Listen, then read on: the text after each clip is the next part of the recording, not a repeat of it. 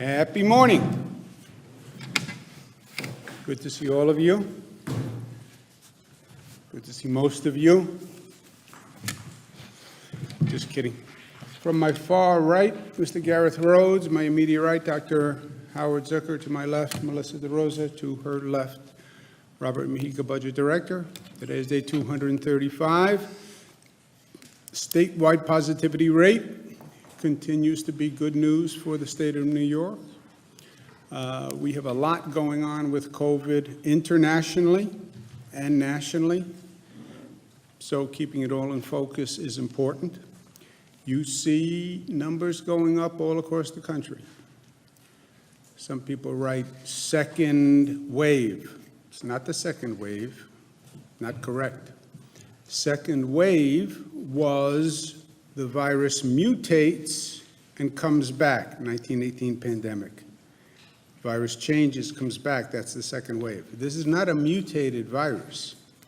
This is failure to deal with the first wave, okay? And you see it all across the country, and you see it selectively all across the globe. This is where the United States is. Nevada, top of the list, 58%. South Dakota, 35%. Wyoming, 35%. Idaho, 29%. Iowa, 21%. Kansas, 19%. Nebraska, 19%. Mississippi, 17%. Alabama, 16%. Utah, 16%. Florida, 12%. North Dakota, 10%. Pennsylvania, 9%. Where's New York? Go look at the other column. We're third from the bottom. The only state below 1 is the state of Maine. Great governor in Maine.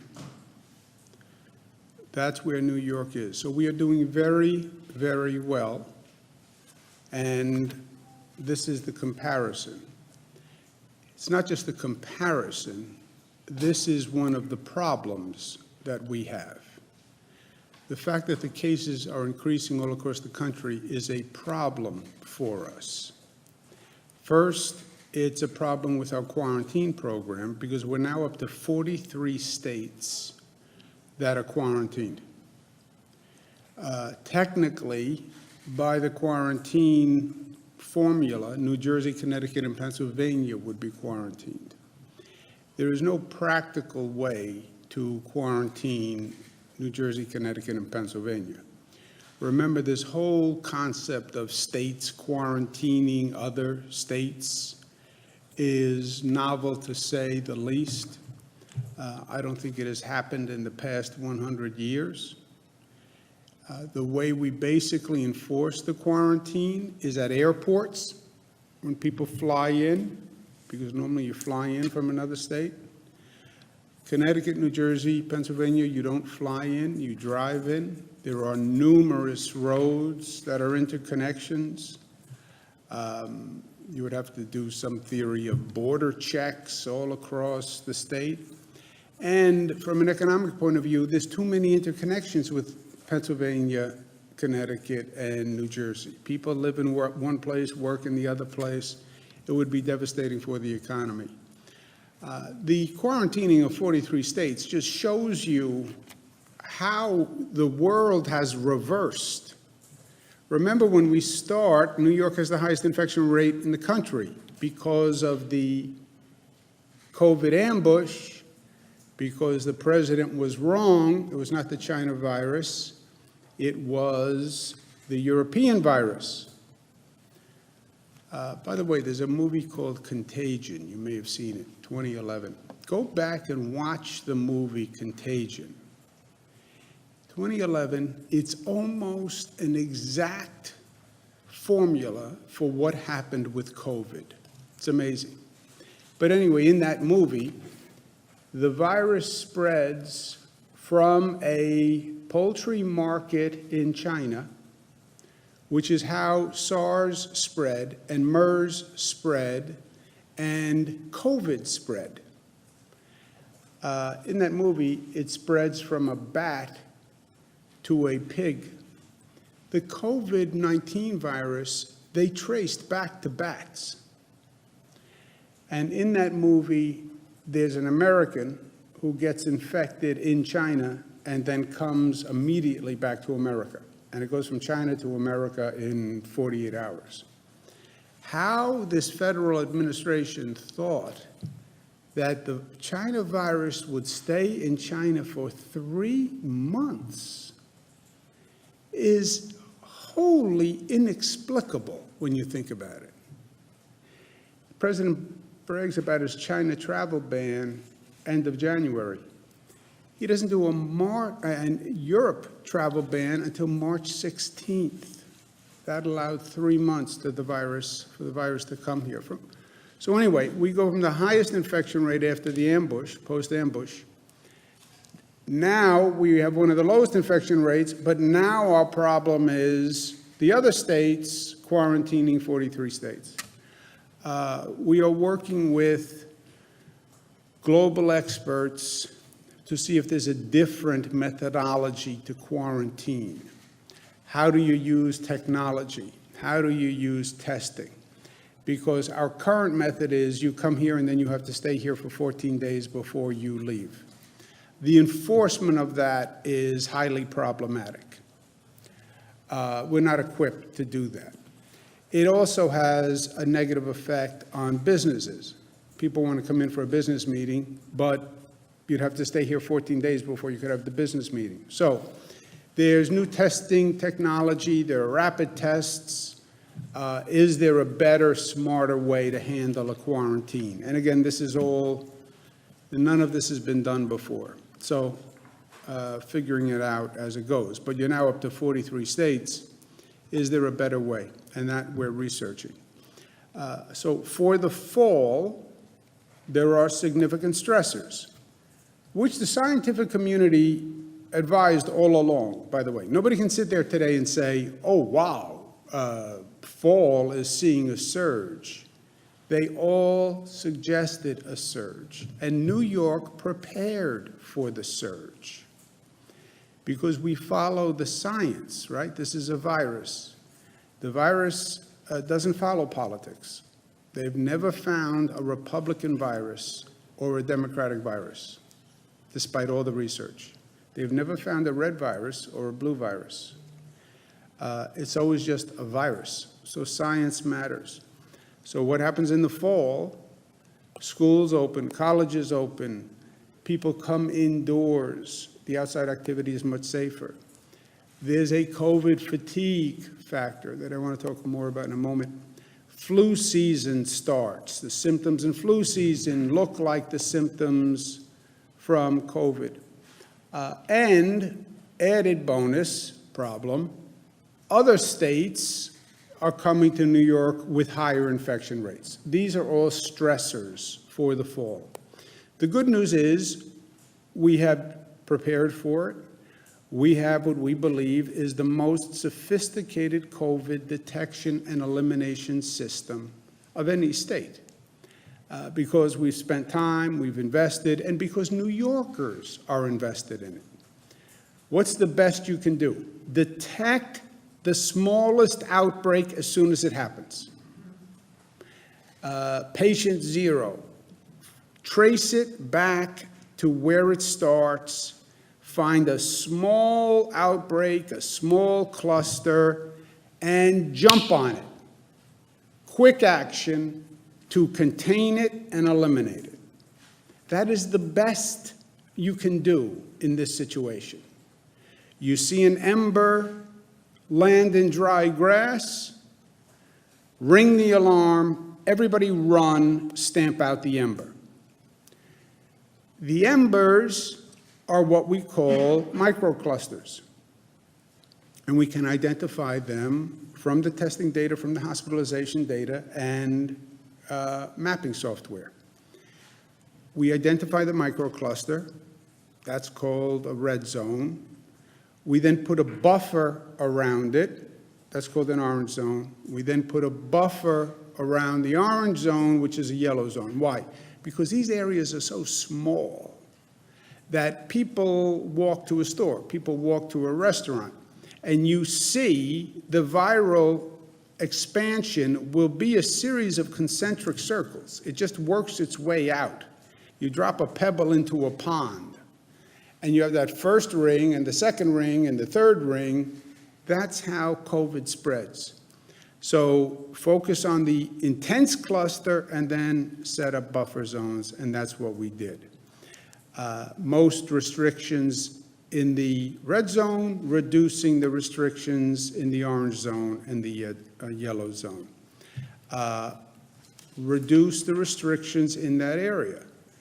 Much better than what we were doing and what many states are doing, where they only have statewide data. So the only mitigation program is close the entire state, reduce activity in the entire state. We went from that to regions. There's a problem in a region, reduce the activity in the entire region.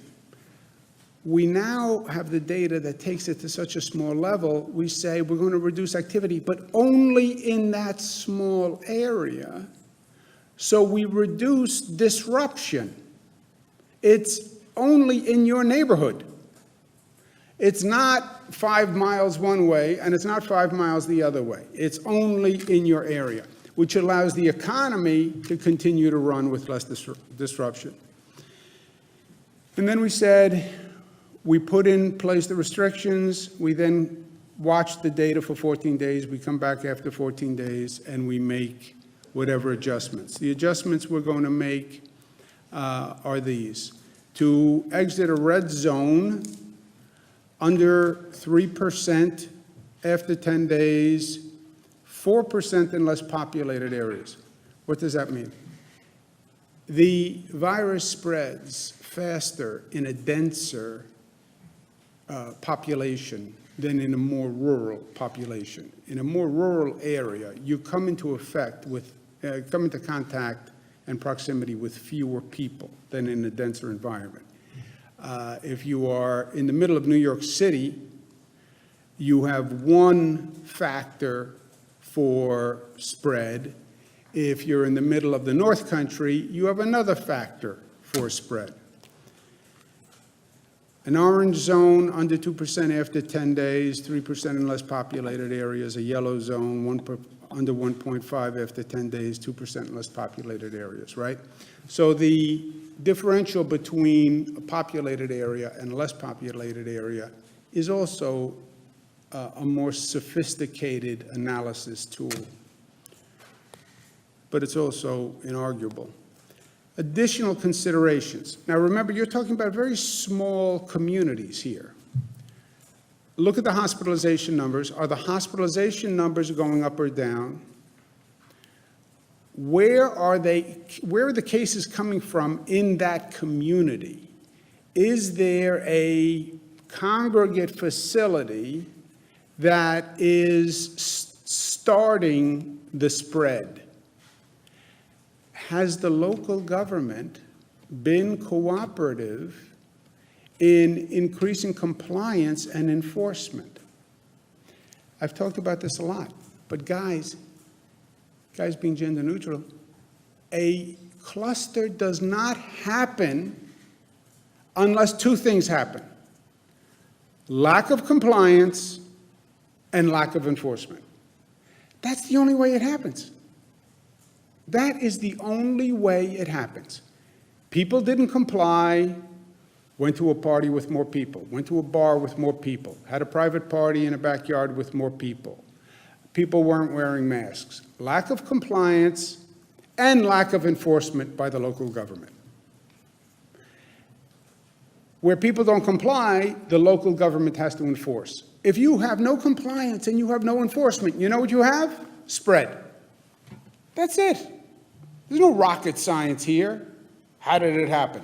People didn't follow the rules. The government didn't enforce the rules, and now you have spread. And then everybody says, oh my gosh, this is terrible. Here we go again. Yes. 1 + 1 = 2. No compliance, no enforcement, more spread. period. So that's a factor. Is the local government actually doing the enforcement? And we know that has been spotty. And then, since you're dealing with a small community, is the community cooperating? Or is the community taking a hostile attitude and saying, we're not doing it. We're not wearing masks. We're going to violate the gathering rules, et cetera. So these are additional considerations. And this is literally conversations that we have with people and groups in the community. The current microclusters, this is what they did. First, what this shows is it is working. It is working. Again, because 1 and 1 equals 2. If you talk to the community about increasing compliance, if you increase enforcement, the spread will come down. Brooklyn went from 7.7 to 5.5. Queens and Kew Gardens, 4.1 to 2.5. Queens and Far Rockaway, 3.2 to 1.8. Rockland, 13 to 4. Orange, 34 to 4. All areas, 7.9 to 4.5. That's good news. Celebrate. Don't panic. Don't fear. Oh, it's out of control. No, we have it managed. We know how to do this. We just have to do it. Oh, I'm gaining weight. We can handle it. We know how to do it. Back on the treadmill. No cheesecake. We'll get it under control. This is a manageable problem. When we make progress, we adjust the targets. Brooklyn had a red zone, an orange zone, and a yellow zone. Brooklyn, the red zone remains the red zone. The orange zone becomes a yellow zone, and the yellow zone remains yellow. Okay, so in Brooklyn, the orange zone will go to a yellow zone. There are less restrictions in a yellow zone than an orange zone. So this is what South Brooklyn will look like. Queens, in Kew Gardens, there are 2 areas in Queens. Overall, the red zone went from 4.7 to 2.5, great. Orange, 1.9 to 1.6, yellow, 1.9 to 2.1. In Queens, the red zone goes to yellow, the orange goes to yellow, the yellow stays yellow. We are also adjusting the Queens map to adding Ozone Park neighborhood, which has seen an uptick in cases. So Ozone Park becomes a yellow zone. And that is what it looks like. And that is the cluster of cases. And there you see Ozone Park. Far Rockaway, red zone went from 3.7 to 1.8. Orange went from 4 to 1.7. Yellow went from 4.4 to 3.5. That's real progress. Queens, red goes to yellow, orange goes to yellow, yellow goes to yellow. Far Rockaway is all yellow. Rockland, red zone went from 11.6 to 4.8. Yellow went from 9.1 to 6. We made progress, but not enough. Rockland, red remains red, yellow remains yellow. Orange went from 12 to 4, 19 to yellow went from 19 to 1. That's really significant progress. Red remains red, yellow remains yellow. Although we've made a lot of progress, the numbers are still not acceptable. So we have more to do. Broome County, same thing, 4.8 to 4.6, 4.8 to 4.6. That's marginal progress at best. It remains yellow. We've also are tracking some new microclusters. This is the statewide map of microclusters. But we're seeing recent upticks in counties along the Pennsylvania border. That could be from a couple of causes. Pennsylvania has a high infection rate. You could have people going from those counties to Pennsylvania. You could have people from Pennsylvania coming into those counties. A lot of those counties People work in one place and live in another. And we're working to find specific events that triggered it. We haven't found them yet. It looks like more of a widespread, just community spread. At this point, we're going to do more testing to try to find out exactly what's going on. But Steuben County has been about 4% for 3 weeks. And that is not good. And again, we're going to try to drill down. But right now, part of the county is going to be in a yellow zone. Chemung County has been at about 5% for about 3 weeks. That's a problem. Again, we're trying to find out a specific cause of the spread, but it may very well just be the proximity to Pennsylvania. So we're focusing on that. But Chemung County is going to have an orange zone and a yellow zone buffer. And you see the concentration of cases in the slide on your left, I guess. But it's always the same concept. The concentration of cases become the most intense zone, and then we have a buffer zone because that's where it's going to spread next. These are the overall numbers. Red zone positivity 6.6, statewide without 1.4, with 1.6, 7 New Yorkers passed away. They're in our thoughts and prayers. State hospitalization 950, ICU 201, intubations 103. This is what the state looks like, taking out the oversample of the hotspots for the past 2 weeks. It's my last point. This is the fall. We talked about the fall and winter. People want to know what's next, what's happening. We're in the fall. I'm wearing my very attractive fall tie today. You can't make it out. These are leaves that are falling. Very attractive is a personal opinion. It's not a fact. It's my opinion that I am offering. I don't want to separate fact from opinion. I think it's an attractive tie. Several members of my team have commented otherwise. But what's going to happen in the fall? Microclusters, this conversation, will rise and they will fall. Get the pun with fall and fall? It was mine. Fall, they'll rise, they'll fall. That's going to happen with microclusters. New ones, because these are so small, these areas, they're going to flare up. And then you run and you put them out. The next day, there's another flare up somewhere else. That is going to happen.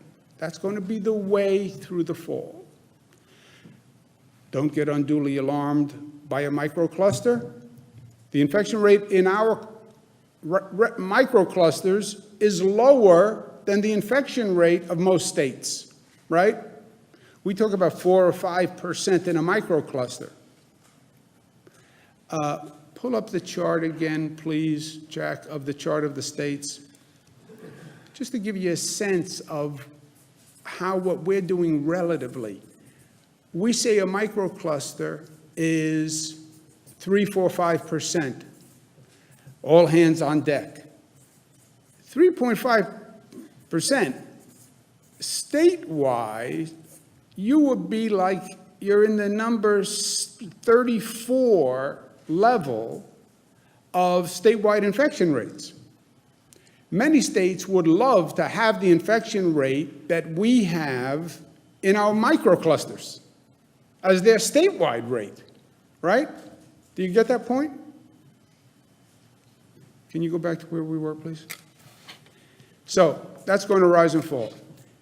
Fall turns into winter. Winter is going to be the season of the vaccine. That may very well be the most challenging operation government has had to perform all through COVID. You think testing was hard? You think testing and tracing was hard and putting them up and getting them moving? And that was a challenge to government? It pales in comparison to administering vaccines. Just look at the numbers. We did 12 million COVID tests over 7 months, moving heaven and earth.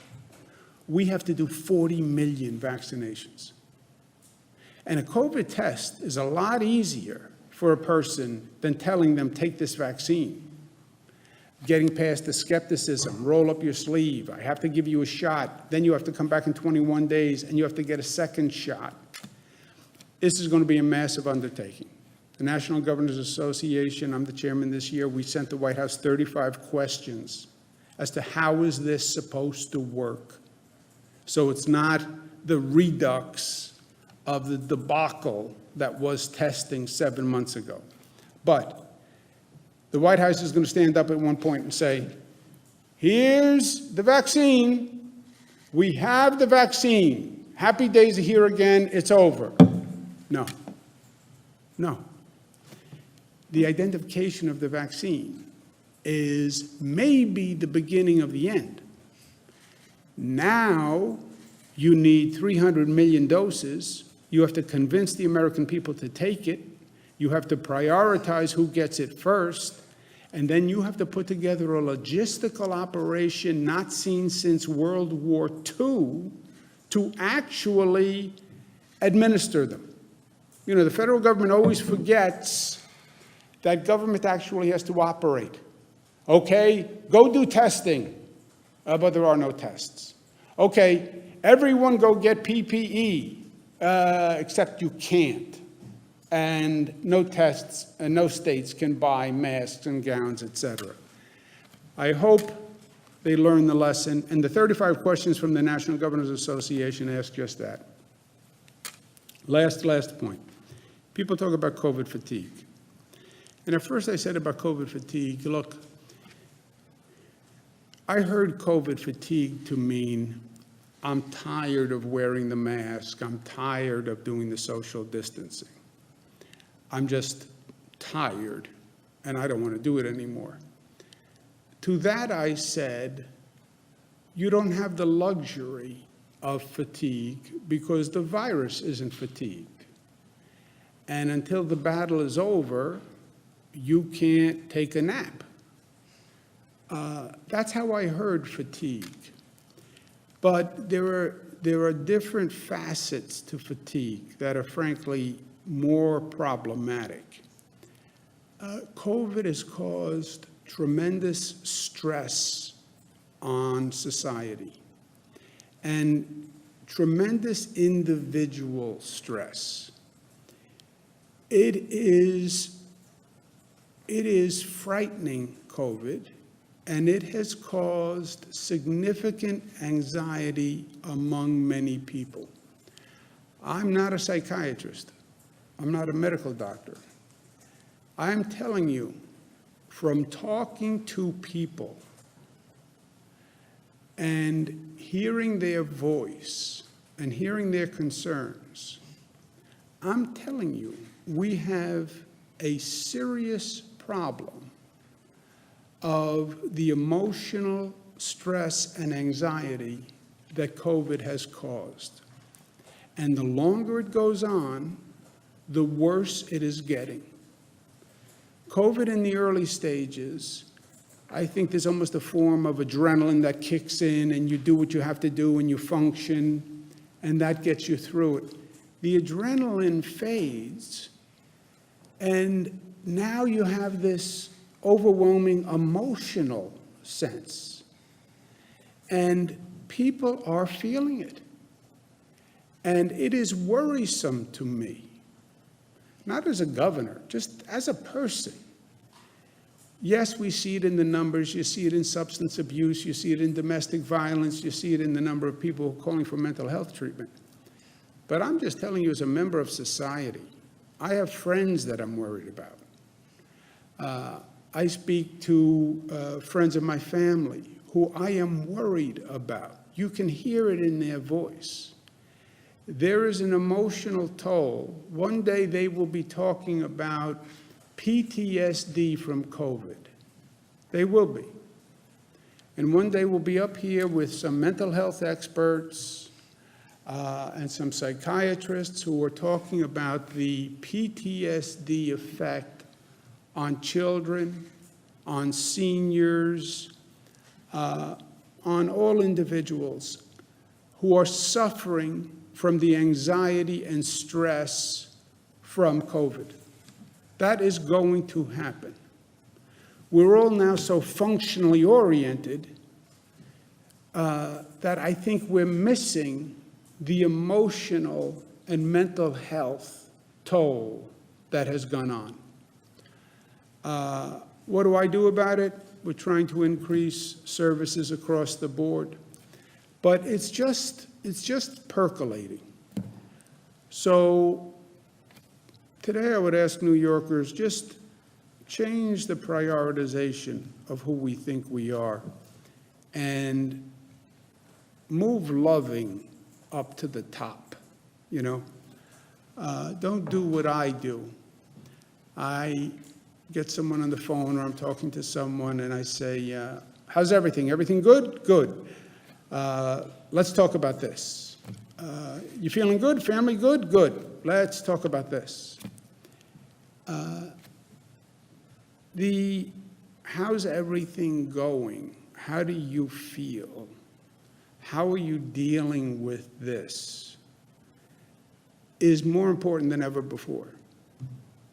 And slowing down and asking the question, and slowing down so the person can answer the question and get past the trite, quick response. I'm fine, I'm fine, I'm fine. Oh yeah, I'm fine, everybody's fine. Nobody's fine. Nobody's fine. You can't be going through this and be fine.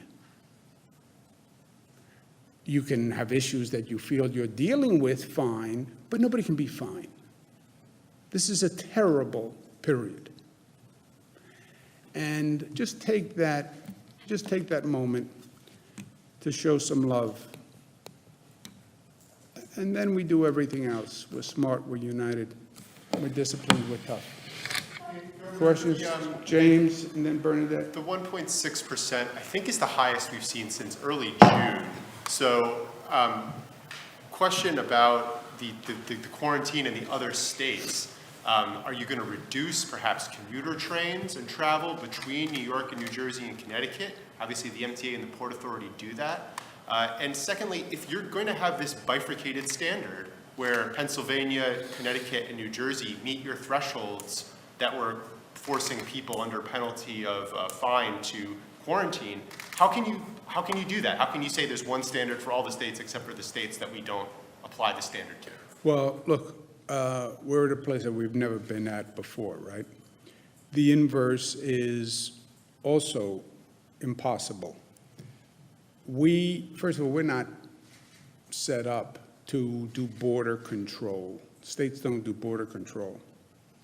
In this unique and absurd situation, we did quarantine at airports. That is the only way we're really doing it, some train stations, right? New Jersey, Connecticut, Pennsylvania, that's all road crossings, right? They're not flying in. Half trains, New Jersey Transit, dozens of trains a day. Yeah, dozens of trains a day, that's true. But also multiple row. If you said you can't come in on a PATH train, all you would do is put everybody in a car and make them drive. You don't think it would reduce the cross-border No, travel? I think they if you would reduce drive. Train frequency? I think they would drive. Then you could set up a border control at every road between New York and Pennsylvania and Connecticut and New Jersey. You would see the economy suffer dramatically. You would see all sorts of disruptions. How many teachers live in New Jersey but teach in New York? How many journalists live in New Jersey but come in New York, vice versa? It would be enormously disruptive to the economy, and I believe impossible to enforce. I do not have the personnel to enforce border patrols on our roads, period. We have state police that are already tremendously overburdened. We had a state police force that was supposed to be doing one set of tasks. We now have them doing bar compliance, restaurant compliance, compliance in hot spots. So it's impossible, impracticable, and it would be highly disruptive. Even the 43 states is hurting the economy. I spoke to a couple of global health experts who think better than time, you should use testing. They have rapid tests now that are very quick, where rather than saying everybody wait 14 days, we should come up with a plan that uses testing to determine in a shorter period of time if you are infected or not. And we have to work on that. That's all I know. They said it's smarter to use testing than to just set timelines. And that's something we have to explore. You want to say specifically about this rate? We're up to 1.6%. Again, a number we haven't seen since June. Well, the numbers overall are increasing, right? We know that. That's the world, right? It's also the temperature is getting colder. Do I want to say anything about the colder temperature? It's getting colder because it's fall. The viral rate is increasing because it's fall. The question is it increase? What's the relative increase? Okay, it's colder because it's fall. It's not supposed to be 14 degrees in the fall. That's true. We are, even if you take the 1 day at 1.6, what's the week, Gareth? 1.2. 1.2. You take 1 day, which is a little deceptive, as you know. 1.2 for the week. 1.2, first of all, is the third lowest in the United States of America, right? So, yeah, it all goes up, but it's the relative increase, right? But I said Bernadette, though, afterwards. You can go. Go ahead. I'll go next. You pass? Or I'll go. Fine. So, Governor, yeah, try to It's be. not like you to pass, Bernadette. Collegial, but not like.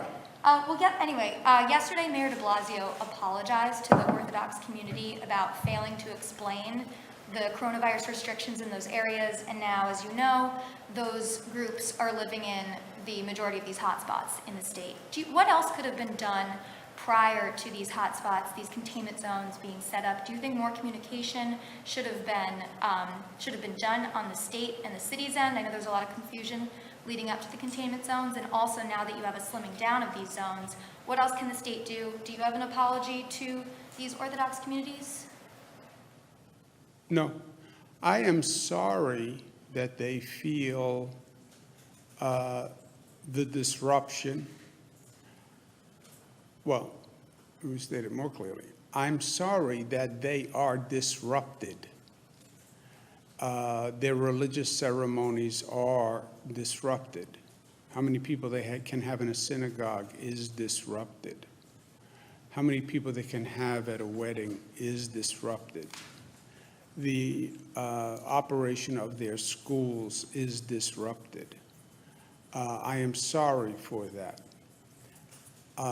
In the same way, I'm sorry to the Catholic community and to the Muslim community and to all New Yorkers. I'm sorry that we are going through this. I'm sorry that people are dying. I'm sorry that the state has to impose disruptions on your life. I'm sorry that we had to close your business and maybe you'd lose your business. I'm sorry that we stopped people from graduating college.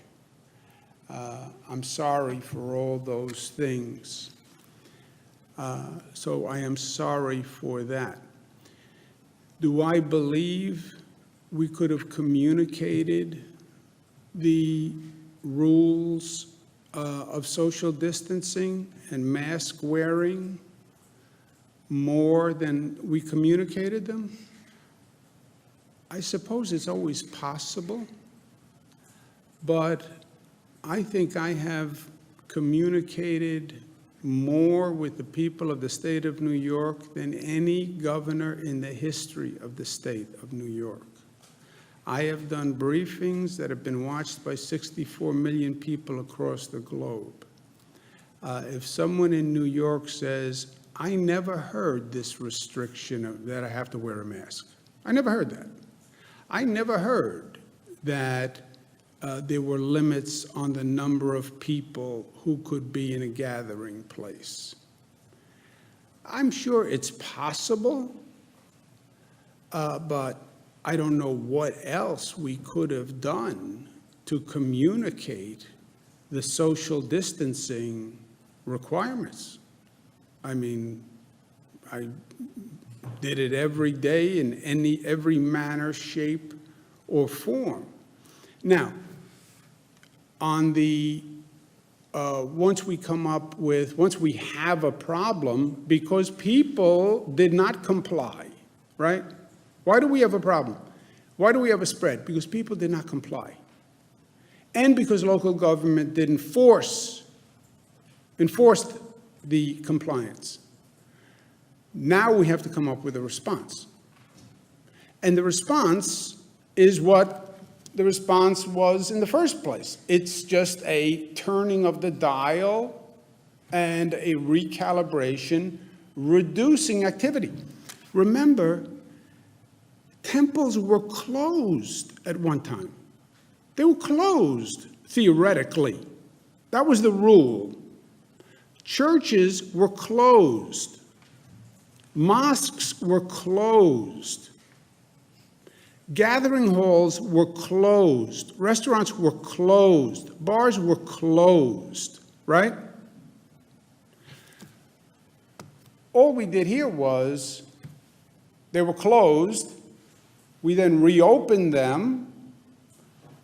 Problem, we then calibrated back the number of people who could be in the synagogue, or church, or gathering. But we didn't go back to zero either, right? Hold it, Jesse. Jesse, hold on 1 second. Governor, just to be super clear about this, so we go from red, if you exit a red zone, you then go to an orange zone, then to a yellow zone, correct? That's the way No, you could go from red to zero. You could. Yeah, if you made great progress, you could go from red to zero. We don't have that here, but here we have red. What do we have? Red to orange. It can either be red to orange or red to yellow, or as the governor said, red out altogether. We have metrics for each one. If you go below a certain positivity over a certain days on over a certain number of days, you can exit the zone. But it depends on what the decrease is and over how long a period of time. We also divide it based on density and geography. So very dense urban areas have a slightly higher threshold to get out, and some of the more rural, sparsely populated areas, the threshold's a little bit lower. And we'll put that all out today. Just to follow on Jimmy's question for a second, repeatedly in the spring, you said that a rate of transmission of over 1% was troubling to you. We're now seeing a rate of positive results well above that, 1.6. Are you worried that we're back into a place where community spread is happening in New York? No, the scale has changed, right? In the summer, you expect one temperature range, and you see what the other states are doing, and you have one expectation. And by the way, my expectations for the state of New York are extraordinarily high. I want to make sure we have the best program in the nation. Extraordinarily high means an extraordinarily low number, right? But that was during the summer. The scale has all changed. Everybody's numbers are up now. Globally, the numbers are up. So I still want to be leading, doing as good a job as can possibly be done. And I would love to say New Yorkers are doing the best job in the country. And if you look at the numbers, We are, but the scale has changed. Hold on one second. But also, don't compare rate of transmission with rate of positivity. Those are two very different things. Yes, I made that distinction, but still, the idea that we were seeing 1.6, and this is an increase over week over the last couple of weeks, I just wonder if that concerns you at all, taking apart the idea that we're doing better than other states, just as the leader of the state. Well, no, the state is in the context of the country, is in the context of the globe, right? You cannot dismiss reality and the world, right? You know we have New Jersey, Connecticut, Pennsylvania around us who are all higher. We are a factor of the world and the country and other states. So that is undeniable. Do I want to have the most aggressive goal possible that is realistic in the circumstances? Yes. I think, by the way, I think the scale is going to go up throughout the fall. I think all these numbers are going up. I think the other states are going to go up.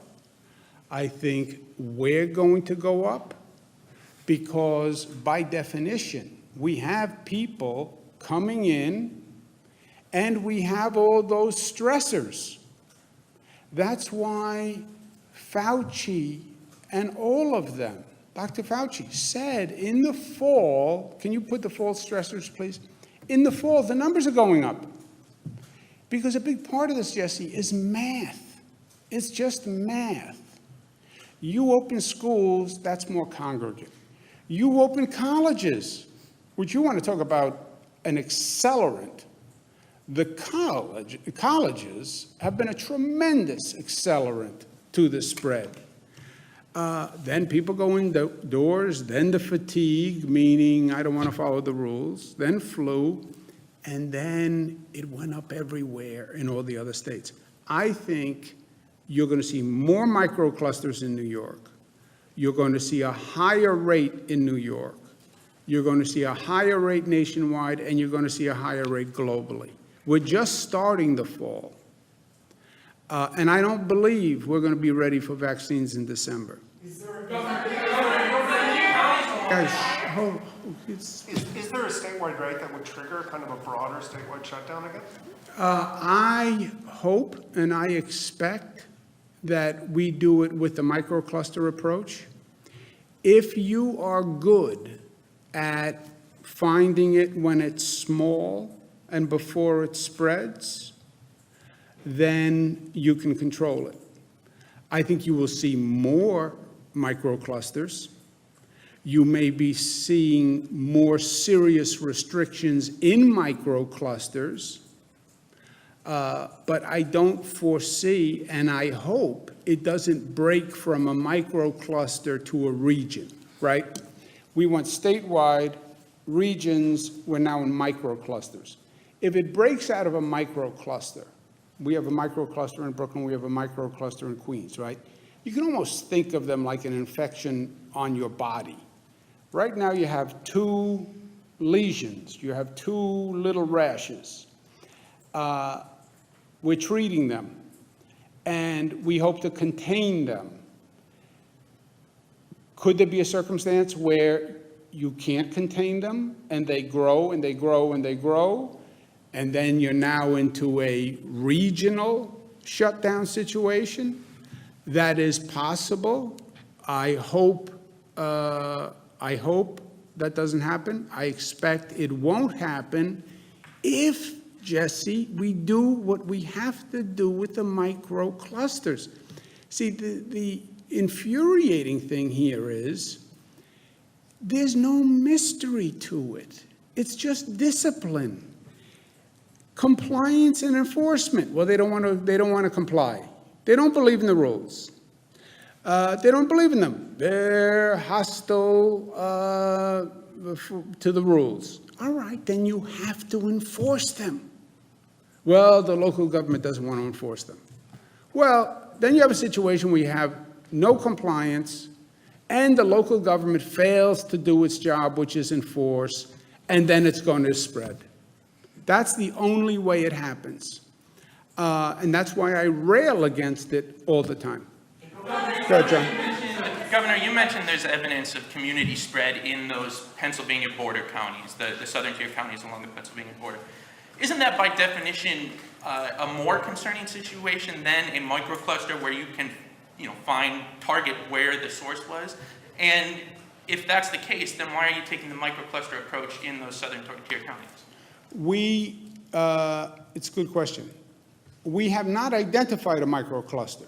Well, we have identified some microclusters earlier on.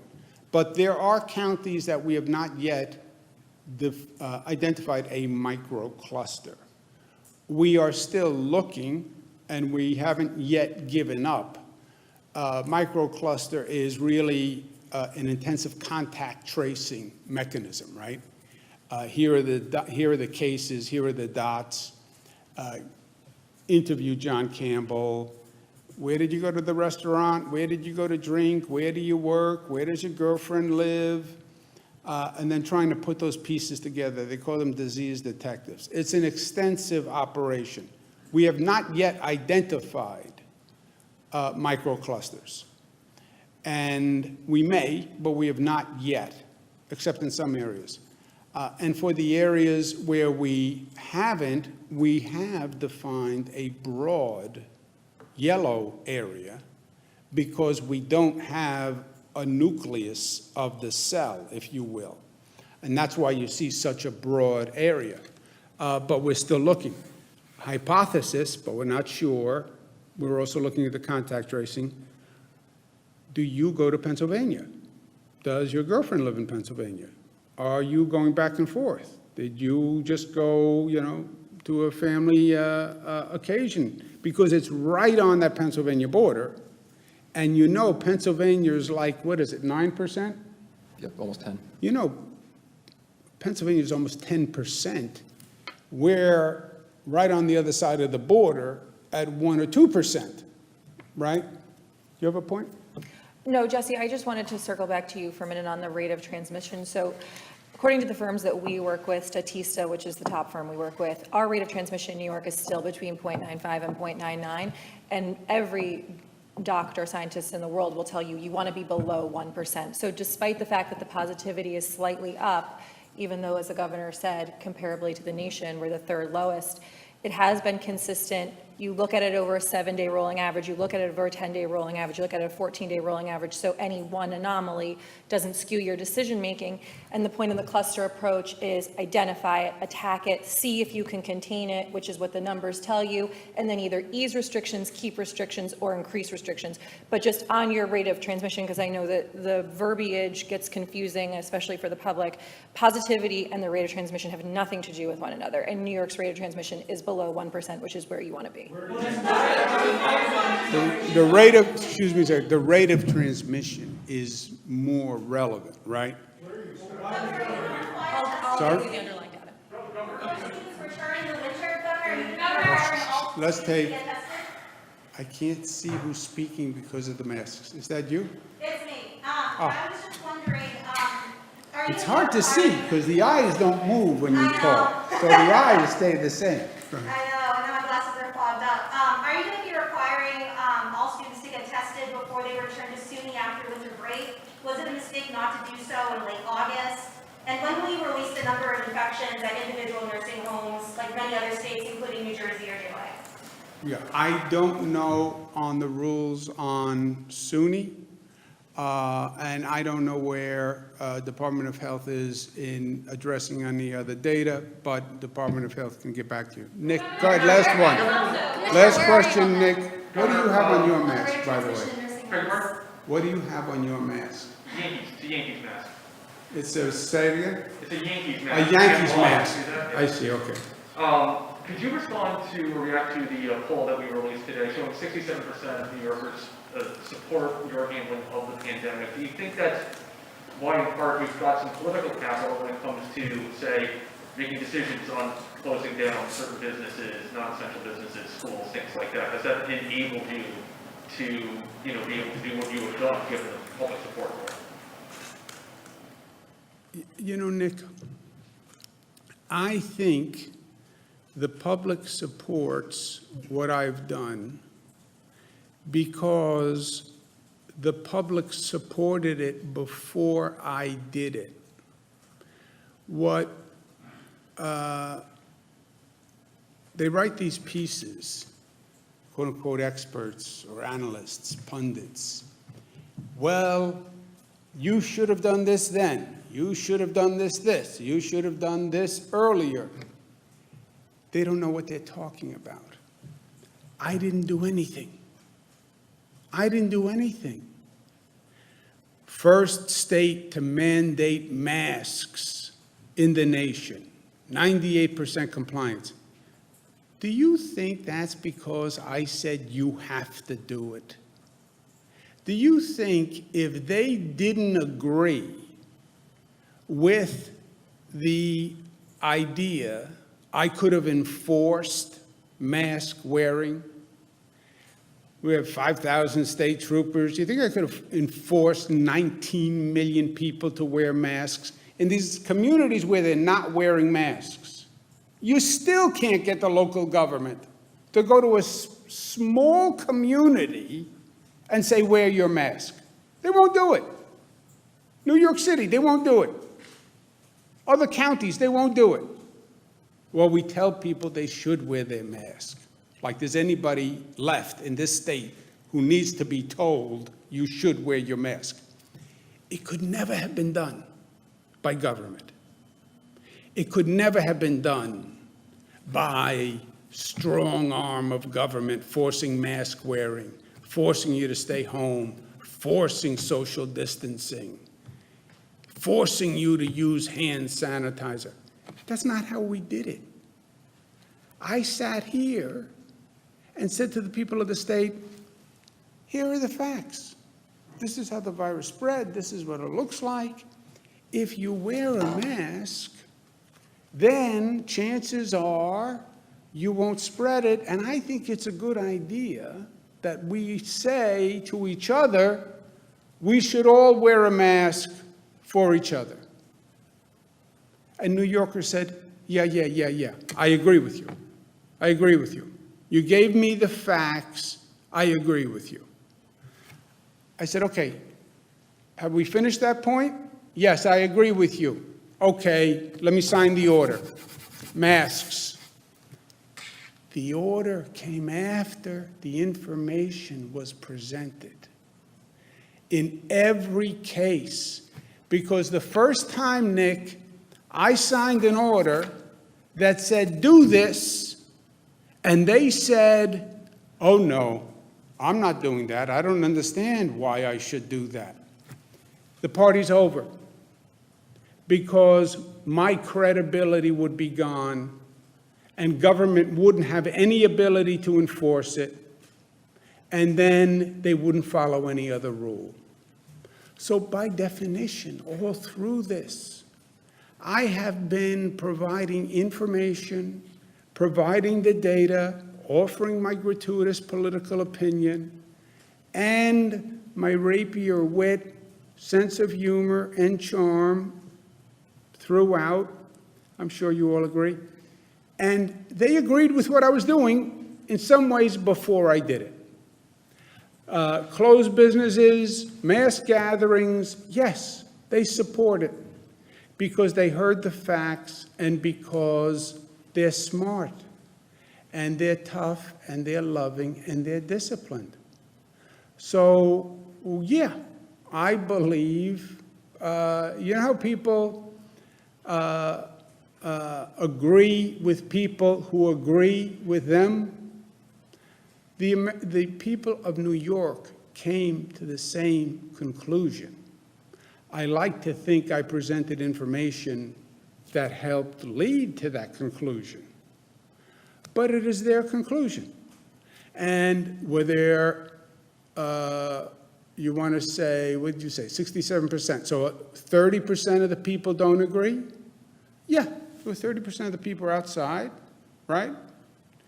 Well, Governor, how about the 30% of the people who say liberate New York and you're closing them down?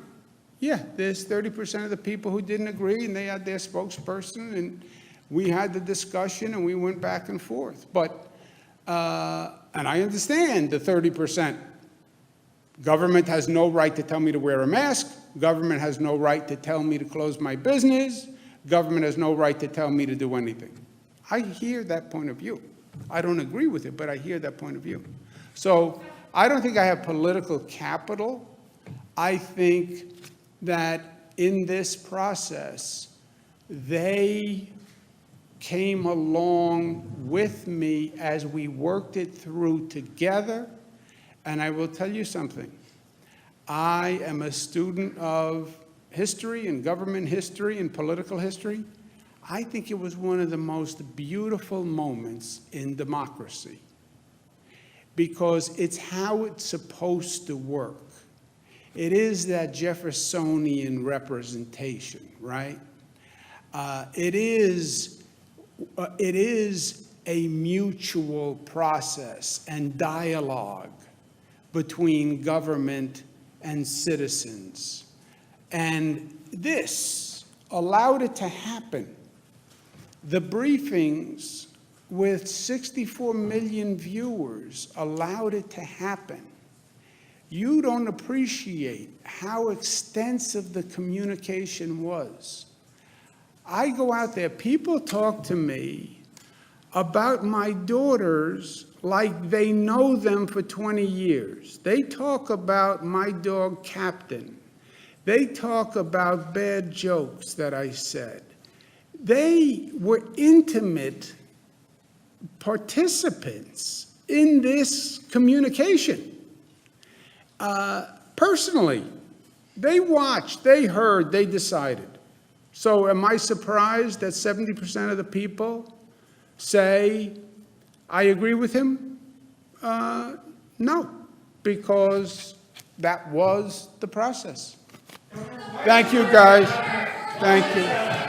Thank you. You like the tie? These are leaves. It's a fall tie to play in with. No, it's a fall tie to play in with the whole theme of the fall.